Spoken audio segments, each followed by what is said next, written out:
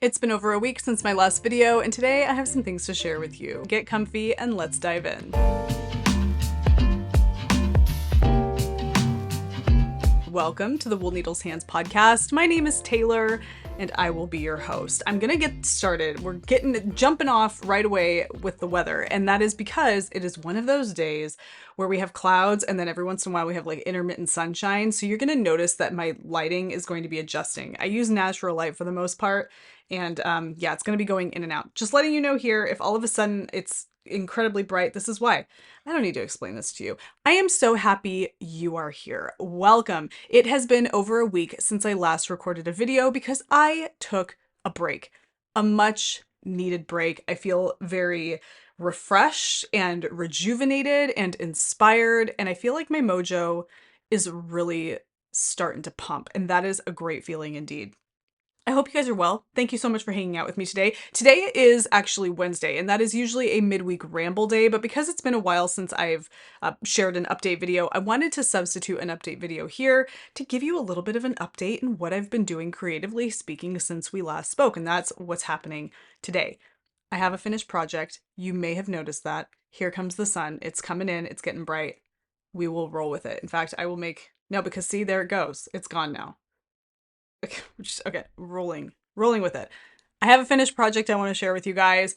What should I do? Should I share it first? I mean, it's kind of the elephant in the room. We're going to hold off on this, okay? And we're going to jump into a long-standing whip that I have found, well, rediscovered in my knitting basket. It's been in my living room this whole time, kind of tucked away under a few other things, including some embroidery projects that I need to pull out again this fall. That is my Terrazzo Sweater by PetiteKnit. It is over here on Gladys right now. Hi Gladys, this looks lovely on you. This is the Terrazzo Sweater. I absolutely adore this design. I have had it in my library for a very long time, and about 7 or 8 months ago I cast it on to a Terrazzo sweater. And this is it. I actually hadn't, I don't know, I've worked about, I don't know, like 2 inches since, because I had very little of this front portion when I picked it up a couple days ago. And so I've worked about, about 2 inches on the project here, and I'm really loving it. Super happy I made it past the shaping on the shoulders. This is knit, I don't know if you would call this the contiguous method. It's almost like a, here, let me see. I'm not entirely sure what you would call this. I think it might be considered a contiguous method knit, which means that you do the back portion and the shoulders and the front portion contiguously in sections, like modularly. I'm not exactly sure. I could look it up on the on Ravelry to see what it is flagged as. And it's been a little while since I have looked at the Ravelry page for this because I'm just working from a pattern. But let's go ahead and do that now because I'm curious to know if this would be considered a contiguous knit. Let's see. The yoke is worked back and forth on circular needles while the neckline is being shaped. Then the work is joined to be knitted in the round. The yoke is constructed with shoulder increases on both right side and wrong side rows. And then you have increases that are worked for the sleeves only, and then you have regular raglan increases. So what it's doing here is it's kind of giving you a little bit of a saddle shoulder look about it. So I'm going to show you where the shoulders are. So you can see this like flat panel right here. So you have a little bit of a saddle shoulder, and then it shapes out, here, I'm doing this crooked. It shapes out the shoulder width here, and then once you get to a certain point, which is where I'm at now, you start doing raglan shaping where you're increasing for the sleeves and the body over here to accommodate like your underarm and your armhole depth and all of that. So that's kind of how this is constructed. And then you add what is a big burly turtleneck after the fact. You'll pick up stitches and add a turtleneck. But I'm really loving it, and I really love the weight of the yarn being used here after having spent so much time on my Sabai top, which is the one I'm wearing right now. It's a smaller gauge, and so it's nice to be working with a little bit of a heavier weight yarn overall and a bigger needle size. The yarn I'm using here, let's move Gladys just a little bit this way. My husband just texted me, how does chicken tortilla soup sound for dinner? It sounds fantastic. I better let him know right away. The yarn I'm using is Noro Silk Garden Sock Solo in the Omitama colorway. It's this really lovely marled single ply. So it's a single ply. I don't know. I mean, It is characterized and categorized as a single ply yarn, but there are multiple strands of fiber in there, giving it a multiple ply look, but it's not. It's a single ply yarn with just varying different strands of fiber that give it kind of like that marled look. It's gorgeous. And then I'm holding this with a skein of kid mohair silk that I dyed for Fiber for the People. This is in the eucalyptus colorway. I haven't dyed this colorway in ages. In fact, I haven't dyed mohair in ages because we've been working through the flagship collection of yarn that I offer in my shop, which I'll talk about later. However, that is Fiber for the People. This is Noro, and it's a gorgeous combination together. I mean, look at that. It's so pretty. It's a neutral, but it also has these really fun pops of color, and I really love working on it. It's just such a really nice yarn weight. I want you to be able to see kind of the colors. Isn't that cool? Yeah, so that is what I have pulled out to continue working on because I don't want to start anything new when I have that going. And that also brings me to my next project here. This is one that I casted on a year ago, maybe about the same time that I casted this on, to be honest. This is my fleece sweater.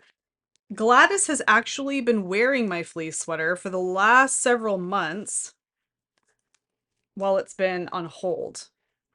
And this is it here. Is this? This is the front, yes. Okay, so we have the fleece sweater.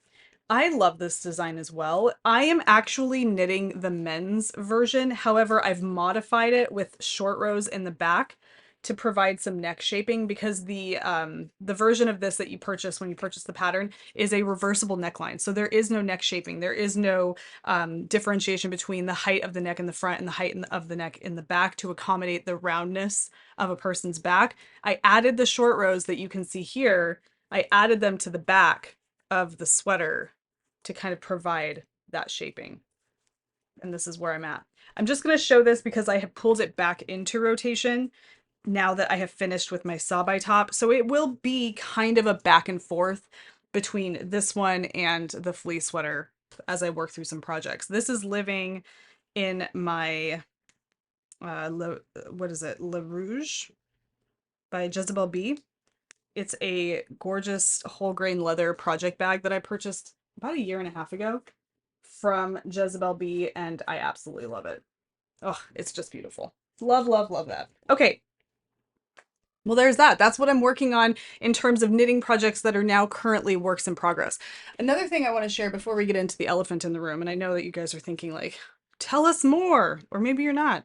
It's fine, whatever. Whatever brings you here, I'm for it. Okay. Now, you may know that I have been working on granny squares to go with the books that I have been reading. And I'm not going to go through all of these because we've done this before, but I've added a couple more granny squares to my collection. So I think the last ones that you saw was Mistress of Rome.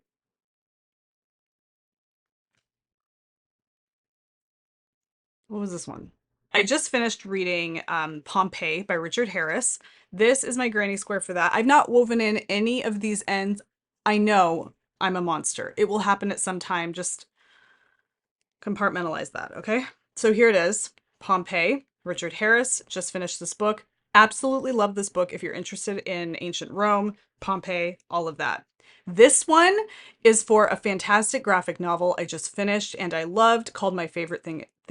My favorite thing is Monsters by Emile Ferris. Loved this story. It's dark. It's gritty. It's sad. It's just heartwarming. There's so much good stuff going on in this. If you've never read a graphic novel before and you think to yourself, that's not for me, I'm not reading a graphic novel, just no. Try this one. It is remarkable. And the artwork inside is just chef's kiss. It's not for kids. Don't be confused by the fact that it's a graphic novel. It's not for children. And I think that's all I've done so far. Yeah, so those are the ones I've added so far is Pompeii, this one, and My Favorite Thing is Monsters. And this is ridiculous. I need to weave in my ends. Should I go ahead and tell you what I'm wearing? We know what this is. We know what this is. This is the Sabai top. This is a design by Suzanne Müller, and I have finished my Sabai top. I'm wearing it today with a pair of blue jeans. If you would like to see me model this with a few different looks, if you will, and please, I use the word model lightly, but if you would like to see me kind of style this in different ways, there is a video where I do just that over on the Patreon. Here we go. Okay, here we are. It is a great way to support the channel. Head over there. There's a lot of additional content. If you choose to become a member, I appreciate you being there. If you choose to just become a follower of the Patreon to see what's going on from time to time and you just want to be there, I appreciate that as well. But head over there, see if it's for you. Thank you so much in advance. And you'll probably have fun seeing me look like a complete goober trying this on with a variety of different things. But right now, I am wearing this with just a plain pair of blue jeans, and I'm absolutely in love. It is so comfortable. Excuse me, Gladys, I'm gonna move you out of the way. And yeah, I really like it. Let's move this out so I can show you how this looks. I'm pulling it out so you can see it in its length. I wouldn't wear it like this because I just feel like this looks with these jeans. I don't like this rectangle that it creates. So I feel like doing the little French front tuck, whatever you want to call that, just provides a little bit more texture and dimension to the overall look. Does that make sense? However, I am going to show it to you like this because I want you to see the way that it hangs. So back here, you might notice that it comes down in the back ever so slightly. Ever so slightly. And that is because I added 3 short rows right, well, kind of like right about here. I added just a few short rows to bring this down ever so slightly to give it that little bit of an offset. And I think it works really well. So here it is. Here is the Sabai top. And I love it. And again, if you, depending on the way that you're wearing it, and you can watch my video to see how I choose to wear it, you can just wear it any which way. And it looks really good layered under a flannel. Okay. I'm only not wearing that today because it's kind of muggy outside. I love it. I really am happy with it. The only thing, I mean, oh, first, I will mention this because a lot of people mention this, the armhole. I did not adjust the armhole depth on mine. I didn't make any changes to that. This is just the armhole depth as prescribed for my size. And you can see I'm wearing like a little black bralette under here, and you can kind of see it every once in a while, which is, I made it black so it, I don't know. I feel like if you see it and it's black, it doesn't seem quite as like underweary. But it is kind of a deep armhole. A lot of people were concerned that the armhole wasn't deep enough. I don't think, generally speaking, that's an issue, but it is something that you can modify by just not knitting the armhole as deep. Okay, so just know this is the standard armhole for my size, which I believe I was size 3. I don't know, so just kind of bear that in mind. That's what it looks like. But here it is. Here's my Sabai top. Let's get that out of the way. And I like it. It's great. It's super comfortable. Here comes the brightness. I can wear it with sweatpants and it looks cool. I can wear it with jeans and it looks cool. We tested it with overalls and it still looked really cool. Holy Moses. Just super bright. But it's going to go away in like 2 seconds. And if I make any kind of changes to my camera settings, I have to change it back. Well, here, let's just see. That's a little bit better. I also have the spare light on that we're gonna go with this. It's gonna be a little moody in here, guys. Which is good. It's fine. This is all good. Okay. So, Sabai top. If I had to like score this, I don't know, like a 1 through 5, 1 being least likely to knit again, 5 being most likely to knit it again, I would probably put this at a 4 because I feel like, oh, and there was one more thing I wanted to share with you about this. I feel like it's something that depending on the colors you choose, you could have a few of them in your wardrobe, especially because there's a couple different styles of this. There's like a ribbed neckline, and then there's this neckline. You can have a few different ones, and they kind of serve that staple purpose. The only thing that I would do, here we go again. The only thing that I would do differently next time is I would possibly not do it in this color. I did it in this color because I had this yarn on hand. This is Knitting for Olive in the merino yarn. It's fingering weight yarn. I held this double and this is all I have left.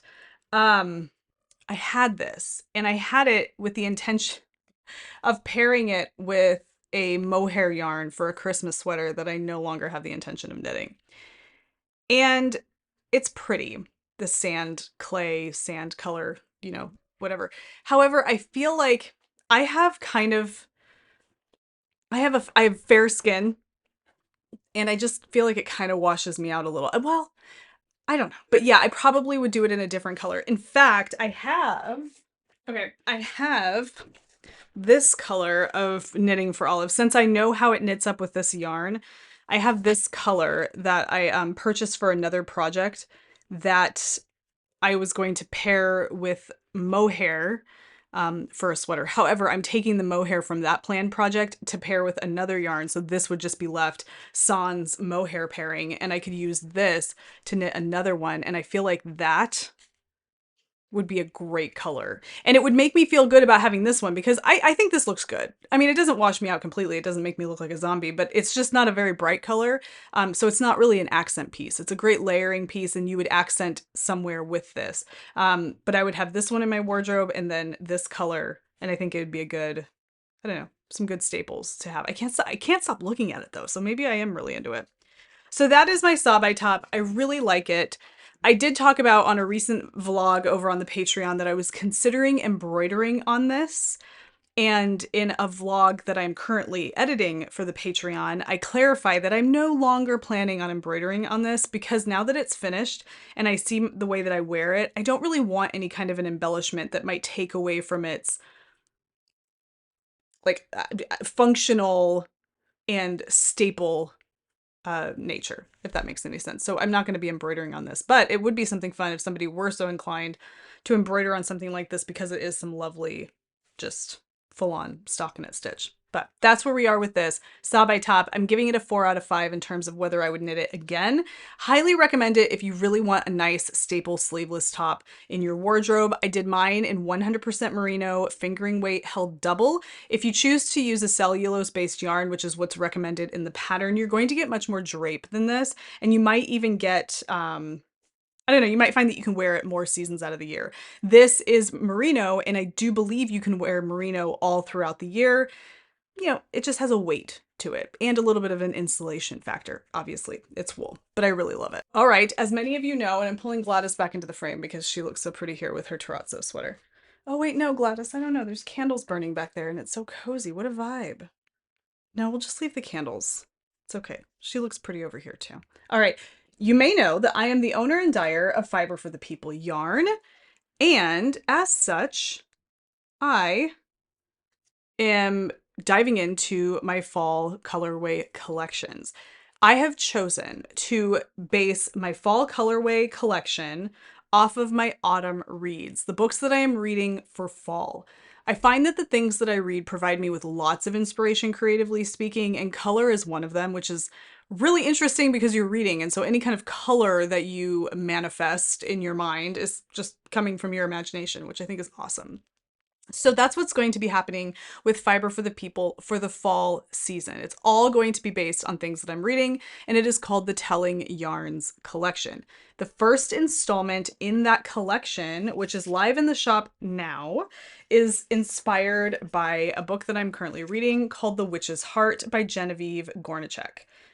I'm loving this book. This is fantastic. This is based on the story, the Norse mythological story of Angrboda and Loki and their children, and the various different, I don't know, like the destinies of those people involved. And this is coming from, it's actually written in third person, but you're getting it a lot from the perspective of Angrboda, and I think that that's awesome. So it's kind of like one of those mythological retellings. I wouldn't say that this is a feminist retelling of this story. And you know what? I would love to know if that's the way that you would pronounce Angrboda. I'm actually really curious now how to pronounce Angrboda.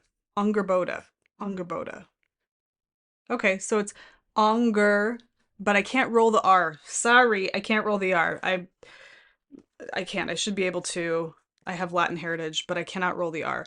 Angrboda. Angrboda. I'm close.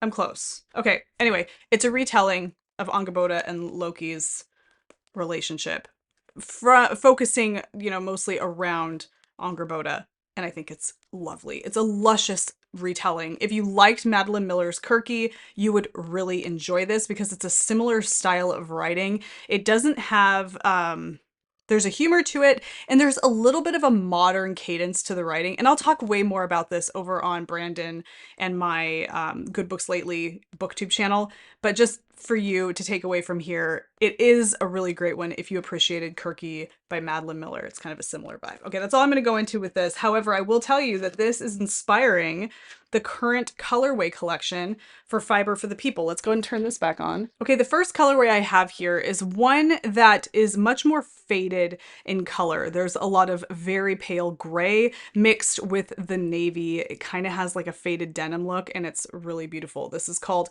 Ashen Oath. Really lovely. It's coming across way more vibrant on screens, so I'll pop up an actual picture of it so you can see the more accurate color. Then I have Fenrir, which is inspired by the Wolven child born to Loki and Angrboda. And then Ironwood. It's a really earthy, woodsy green. It's coming out a little bit more green, pine green on the video. However, if you look at the photo, it's a little bit more woodsy than that, and it's stunning. And they're all tonal. These are not straight solids, they're tonal colors. And then I have Buried Ember, inspired by glowing embers and glowing firelight from inside Angrboda's cave. So literary. And then Bloodroot. This one is super faded, like faded denim as well. And honestly, this was a little unintentional. However, pulling it out, I kind of really love this creamy swath of color that moves through this. When this is knitted into a fabric, it will not be as solid. It will be a variegated, almost a tie-dye effect with these colors, and it would be absolutely gorgeous. So this is Bloodroot, inspired by the world tree, Yggdrasil. Yggdrasil? How do you pronounce that? Yggdrasil. Yggdrasil. I feel like that's exactly what I said. Yggdrasil. Yggdrasil. Okay. Well, we're onto something there. And then last is Seer's Veil, this gorgeous smoky purple color. I kind of imagine that hazy purple smoke that moves through a wood, like the ironwood. Isn't that gorgeous? Just a really lovely smoky lavender color. Okay, so that is the current collection in the Fiber for the People shop. I drop colorways, meaning I add new colorways to the shop on a rotation constantly. I don't have shop updates. I don't promote shop updates. I just put it in as I dye it. And so a few times a week, the colorways will change. These are in there today. I dye the next batch tomorrow, and then it goes in the shop when it's done. So it's kind of this constantly rotating collection of yarn. Until I'm finished with The Witch's Heart, the colorways will be inspired by The Witch's Heart, and then we'll move on to the next book that I'm reading, and so on and so forth. So here we go. Gorgeous colorway collection inspired by The Witch's Heart by Genevieve Gornichek. Loving that. Okay, let's move on to the last little doodad I wanted to share with you, and I'm so excited because it's just this simple little thing I purchased from the thrift store, but it makes me happy and I love it. And here he is. It's Edgar, as in Edgar Allan Poe, and he's a little tiny flower pot, and I planted a succulent inside of his head. Is that not just the coolest thing? Ugh, I think it's so cool. You can even see it says his name. I love it. I'm a huge fan of Edgar Allan Poe, and I just think this is so cool. And that's that. And that's it. That is what I have to share with you guys for today.